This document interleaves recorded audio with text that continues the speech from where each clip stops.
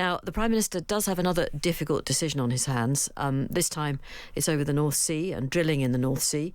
The consultations on the Rosebank oil field will come to an end later on today, while Jackdaw gas field's consultation ended last week, prompting pressure on the PM from both sides on whether or not to go ahead.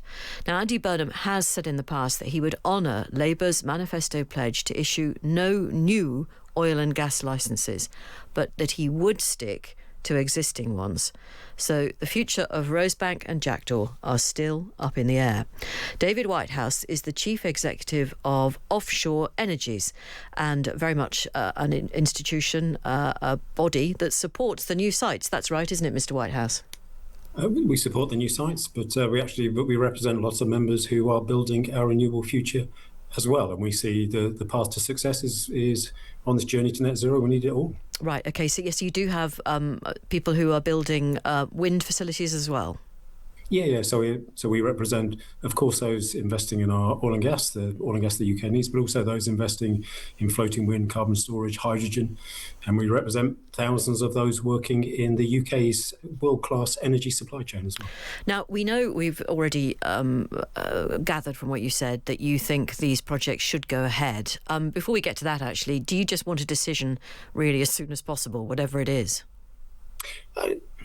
So these projects have been a long time coming. The company involved, Edura, has spent literally billions of pounds, very close to the point where these projects can come online.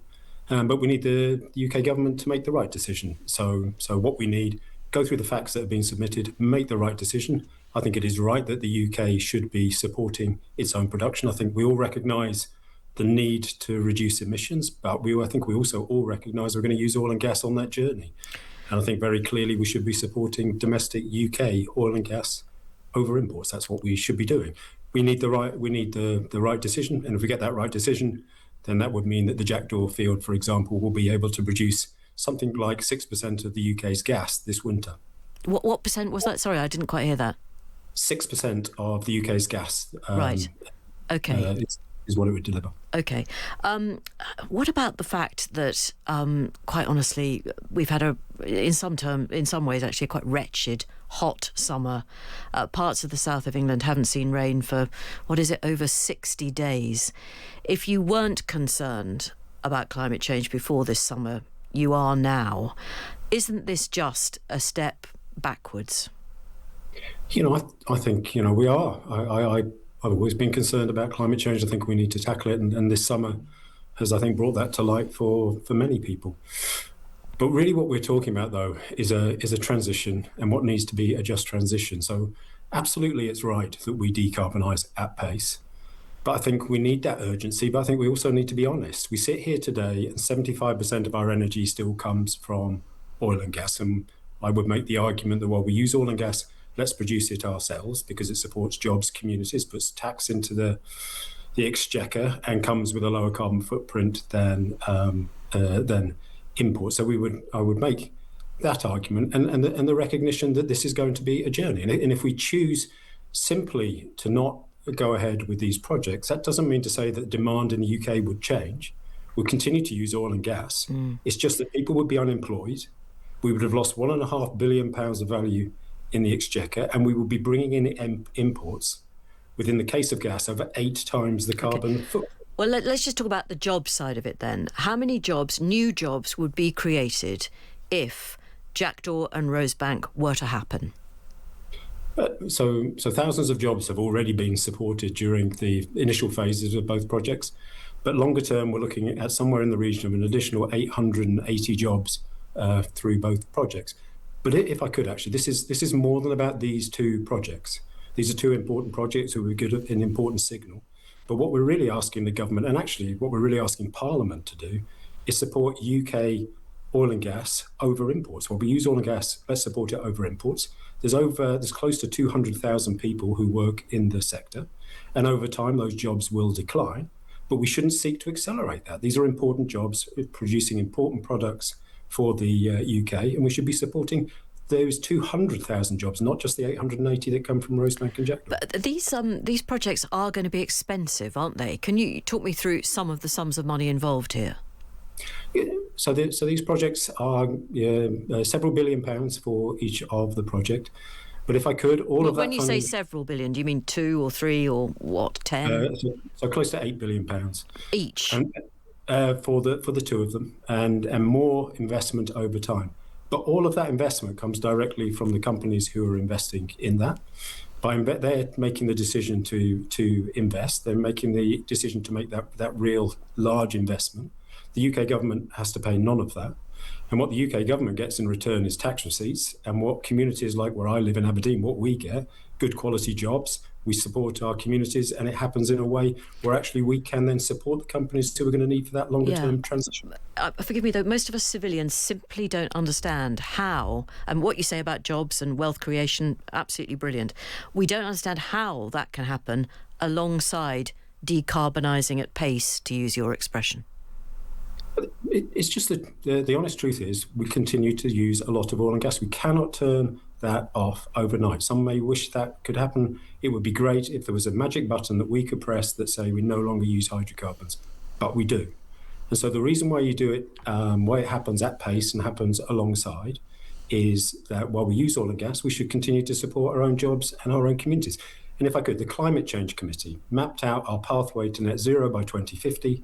What they estimate at the moment is that we'll need something like 12 billion barrels of oil and gas. We cannot wish away that demand. That demand is going to go over time.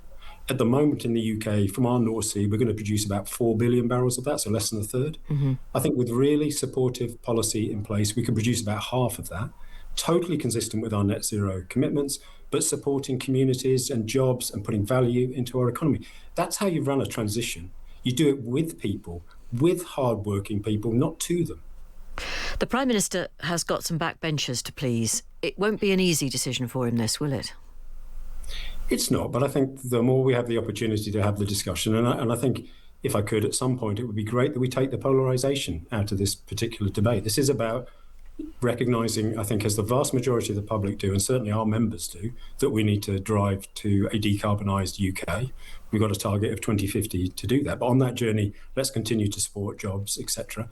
It is it is a contentious issue, but I think the facts are very clear. And this is a Prime Minister who's spoken about the importance of place, the importance of our industries. And here's a brilliant opportunity.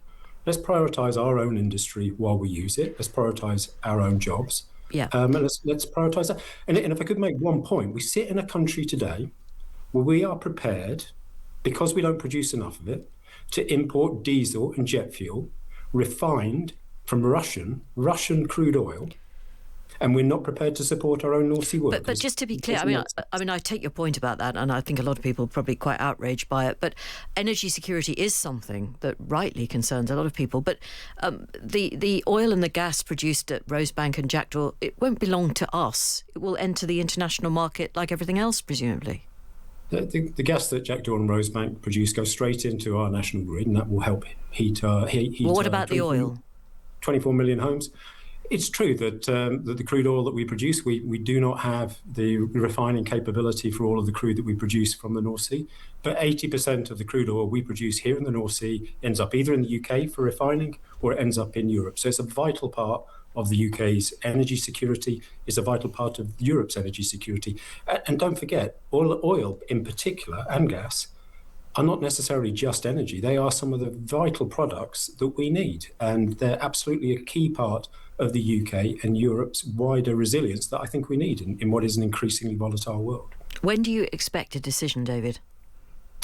So I think, the government needs to step through the right process. This is a regulatory process, a quasi-judicial process. So we expect that to be done efficiently and effectively. What we are seeking, though, is Jackdaw should be in a position to produce gas for this winter period. And so we would expect a decision in the coming weeks rather than months. And Rosebank?